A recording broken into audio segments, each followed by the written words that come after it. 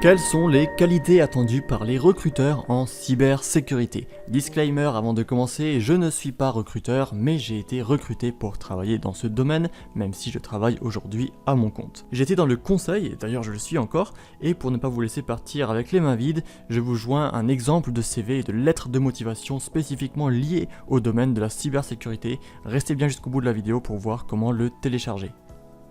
J'ai décidé de faire cette vidéo pour toutes les personnes qui aimeraient travailler dans la cybersécurité, et cela que ce soit après des études et donc après un diplôme, ou avant de commencer des études dans le domaine, ou sans études mais par une démarche plutôt autodidacte, ou encore en tant que reconversion professionnelle.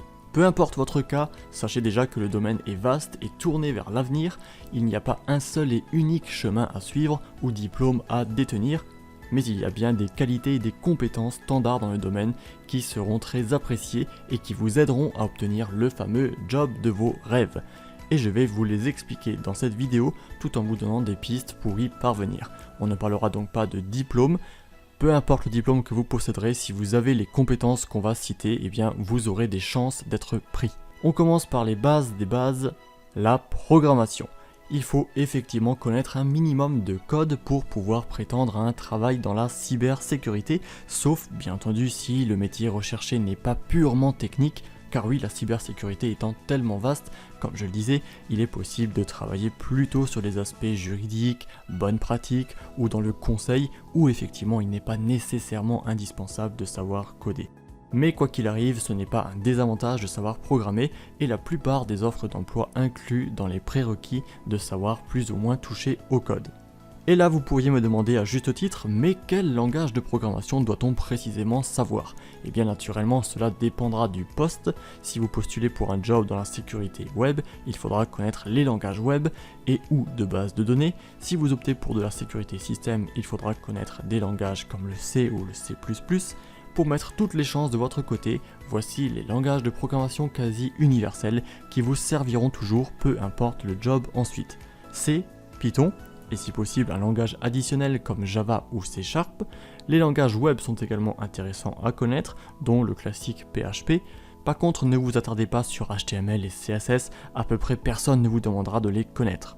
Penser qu'il faut débuter en programmation avec HTML par exemple est une perte de temps, entrez plutôt dans le vif du sujet selon votre but. Cela signifie que si vous pensez travailler plutôt dans le réseau, autant commencer par C ou Python directement. Il n'y a pas de langage spécifique pour les débutants ou de langage spécifique pour les personnes avancées, apprenez directement le langage qui vous sera utile. Si vous comptez plutôt faire du web, et bien là bien sûr apprenez les langages web. Et note importante pour terminer sur la programmation, savoir programmer n'est pas juste savoir déclarer une variable dans un langage donné, mais c'est savoir résoudre un problème donné de façon simple, rapide et efficace. Le tout sans bug et sans faille de sécurité tant qu'on y est. Apprendre la syntaxe et savoir faire son premier Hello World n'est donc que le début. Le fait de savoir programmer va bien au-delà de cela. Et il n'y a pas de secret pour savoir le faire, il faut commencer aujourd'hui, si ce n'est pas déjà fait, et s'entraîner régulièrement, car la pratique et les projets personnels ou professionnels vous aideront à avancer vite et bien. Ok, deuxième point important, il faut connaître les bases des réseaux informatiques. Je garde encore ma note précédente pour cela, à savoir que tout dépend tout de même du job concrètement visé ensuite. Si vous n'avez absolument pas à toucher au réseau, ce n'est pas indispensable de les apprendre bien entendu, mais cela sera toujours une qualité avantageuse dans le domaine. Du coup, pour apprendre les réseaux, l'idée est de commencer par le modèle OSI et le modèle TCP/IP pour comprendre l'architecture réseau de base sur laquelle repose Internet et les communications de nos jours. TCP, UDP, IP, ARP, DNS et bien d'autres sont des fondations standards d'Internet. Et puisqu'on est dans la sécurité, autant s'attarder aussi sur HTTPS, TLS, etc. Troisième point important, il faut connaître les bases des systèmes informatiques. Cela inclut des connaissances minimales au sujet des systèmes Linux, et non pas seulement du point de vue utilisateur, mais par exemple savoir ce que sont des API, des appels système, des systèmes open source, des processus, comment fonctionne la mémoire, etc. Voilà pour les 3 points techniques et à mon sens pas forcément indispensable mais très apprécié, un peu comme si vous souhaitiez devenir mécanicien et que vous saviez déjà comment l'électronique de la voiture fonctionne, comment vous occuper un minimum du moteur, comment faire en sorte que le véhicule soit bien réparé et sécurisé, etc. Ce que je vous dis ici peut vous sembler très costaud, un peu comme la fameuse blague entre guillemets classique où l'on dit que le stagiaire doit avoir 20 ans d'expérience. C'est pas ça ce que je vais vous dire ici, il n'y a pas besoin d'être expert dans les domaines cités. Il n'y a pas besoin de passer 10 ans à apprendre chaque point, il est simplement utile et avantageux pour vous de connaître un minimum de bases liées à la programmation, au réseau et au système. Ces bases, vous pouvez les acquérir avec des cours sur le net, à travers les cours à l'école tout simplement, ou par la pratique, et cela ne demande pas des années, comme je le disais, d'apprentissage. On passe à la seconde partie de la vidéo, ô combien importante elle aussi, car c'est là que se font souvent les tris chez les recruteurs. Vous savez, pour l'anecdote, l'un d'eux m'avait dit il y a déjà quelques années que les CV qu'il reçoit, il ne les regarde même pas, il s'intéresse plutôt au reste. Et par reste, il y a notamment les compétences non techniques. Parmi elles, on commence par les langues, ou plutôt la langue qu'il est fortement conseillé de maîtriser un minimum, l'anglais.